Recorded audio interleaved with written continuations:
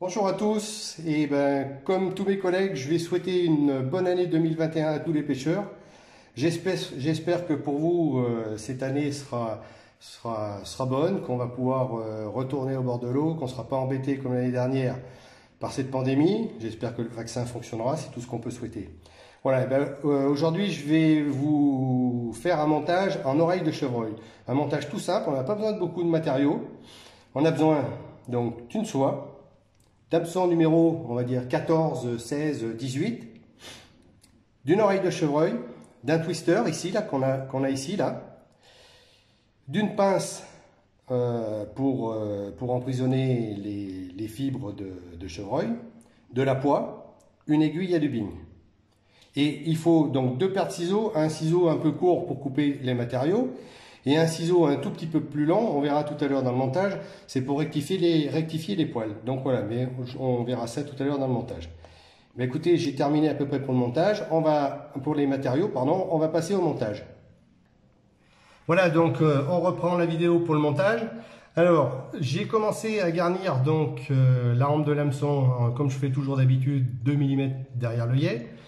Là, je garde toujours ma soie pour avoir des enroulements à spire jointive. Et là, je vais aller jusqu'à peu près 2-3 mm de la courbure. Je m'arrête, je me débarrasse de ce bout de soie qui ne me servira à rien. Et là, sur mon oreille de chevreuil, je vais me servir des poils qui se trouvent à peu près sur le côté, je crois que c'est le côté intérieur. C'est des poils qui vont me servir à faire des cercles. C'est des poils qui sont un petit peu longs. Donc je vais en prélever une petite poignée pour faire, on va dire, un cercle.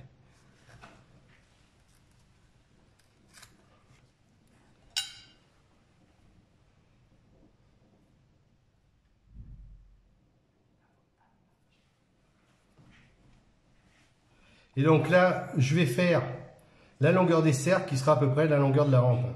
Donc je les positionne sur ma rampe. Avec ma soie, je viens les bloquer par 2-3 tours de façon à avoir des cercles qui se tiennent bien. Et avec ma soie, ce que je vais faire, je vais passer dessous mes cercles de façon à les tenir relevés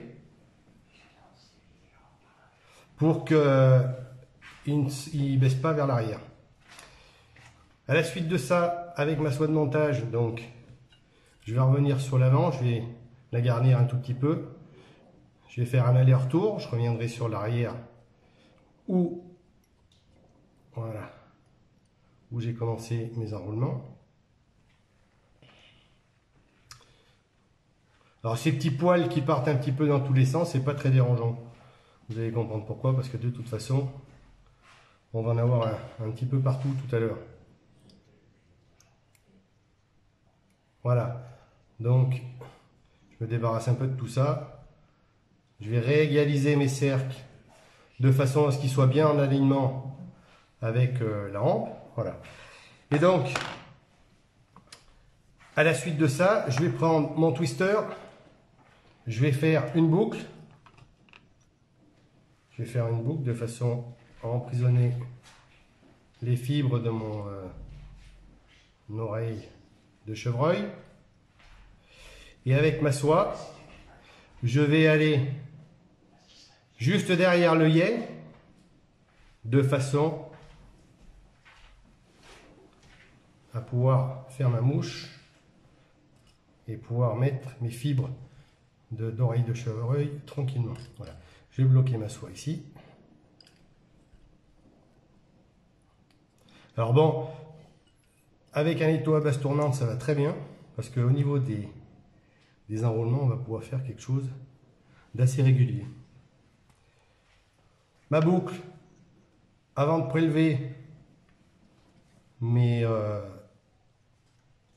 voilà, avant de prélever mes poils de chevreuil, je vais la poisser, comme ça j'aurai pas besoin de le faire. Ici, donc là vous le verrez pas, mais ce que je vais faire pendant ce temps-là, là, sur cette partie ici, là, je vais prélever des poils de chevreuil en 2 fois, de façon à ce que je puisse les mettre sur ma pince. Alors je vous ferai voir ça tout à l'heure. Donc,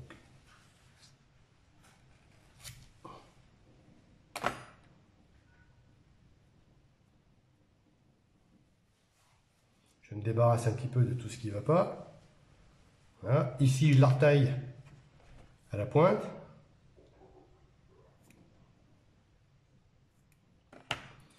Et ce que je vais faire, je vais les mettre sur ma pince de façon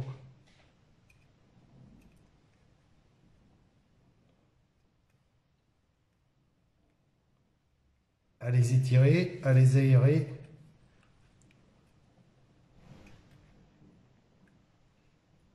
Voilà, là on est pas mal.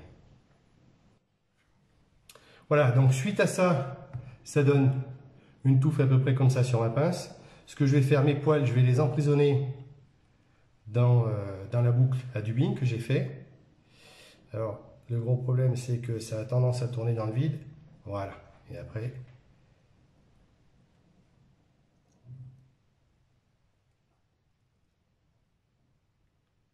Voilà. Donc quand j'ai emprisonné mes fibres, ce que je fais, je les remets comme il faut, là, ici.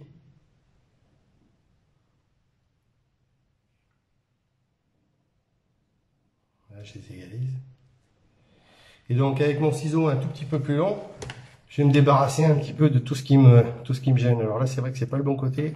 Je vais essayer de le faire tourner de façon à ce que je puisse les mettre comme il faut. Voilà.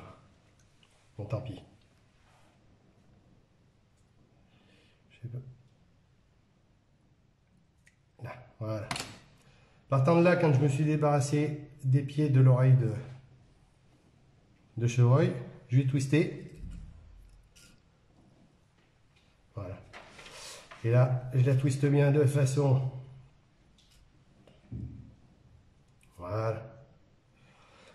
Et donc, partant de là, donc après, je vais faire mes enroulements. Alors, les enroulements sont assez aérés. Parce que là, ce qu'on va faire, on va faire une émergente. Et ce qu'on va, en plus, le demander aux fibres, à chaque tour, on va les ramener vers l'arrière, de façon à ce qu'ils s'enroulent correctement.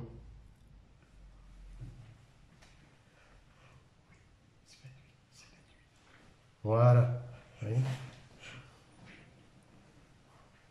Voilà. Donc, j'arrive juste derrière mon œillet. Je bloque mes fibres d'oreille de chevreuil par 3 tours, hein, comme on fait d'habitude. Je me débarrasse de ma boucle à dubbing. Je vais tirer donc mes fibres à l'arrière pour pouvoir former une tête, hein, toute simple. Hein. C'est pas la peine de faire une grosse tête. On lui demande pas de réfléchir, on lui demande juste de se faire prendre par une truite. Hein. Donc voilà. Et donc je vais terminer. Je vais terminer donc mon montage en faisant 2 demi-clés avec le stylo. C'est ce que disait Michel tout à l'heure lors d'un précédent montage. C'est peut-être le côté prof qui veut ça, je sais pas, on a toujours un stylo dans la main. Enfin bon, c'est comme ça. Je vais mettre une petite goutte de cyanolite. Comme d'habitude, dessus, dessous et un peu sur les côtés. Donc ça sécurise la soie. Et partant de là, votre mouche, elle est terminée. Donc je vais me débarrasser. Donc donc de la soie. Je vais déboucher mon œillet comme on fait d'habitude. Et voilà la mouche, comment elle se présente terminée. Bon, je vous ai dit tout à l'heure, c'est une émergente. Et là, elle a 2 côtés. Soit on la fait flotter haute, et dans ce cas-là, on laissera les fibres du dessous. Si on veut qu'elle flotte plus basse, ben, ce qu'on fera, on coupera les fibres du dessous. Et là, on aura une mouche qui sera comme ça, qui sera au ras de l'eau et qui sera aussi prenante. Il faut savoir que de toute façon, dans les émergentes, on a 5 positions. Hein, donc là, on est vraiment sur l'eau. Et l'avantage de cette mouche, ben, comme elle est un peu hérissée, dans des courants, elle va très bien. Voilà. Donc tous ces montages donc, vous ont été proposés lors d'une séance commune en respectant les consignes sanitaires en vigueur, chaque monteur ayant utilisé son propre matériel et ses propres matériaux. Voilà, je vous souhaite à tous un bon montage. Je vous réitère mes voeux de bonne année, de santé pour cette année 2021. Et j'espère vous voir au bord de la rivière. À bientôt, bon montage.